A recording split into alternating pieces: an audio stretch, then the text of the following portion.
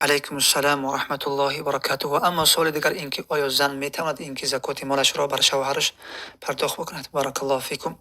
عده از علما به این نظر هستند که زن نمیتواند اینکه زکات مالش را بر شوهرش پرداخت بکند، همچنان که شوهر نمیتواند اینکه زکات مالش را بر همسرش پرداخت بکند. اما عده از علمای دیگر از جمله مذهب شافعی و روایت از امام احمد حنبل رحمه الله هست اینکه زن میتواند اینکه زکات مالش را بر شوهرش پرداخت بکند، زیرا اینکه نفقه سر زن واجب نیست. و اما برعکس این جایز نیست، یعنی شوهر نمیتواند اینکه زکات مالش را بر همسرش پرداخت بکند. و ابن منذر رحمه الله در رابطه اجماع هم نقل میکنه اینکه شوهر نمیتونه اینکه زکات مالش رو بر همسرش پرداخت بکند.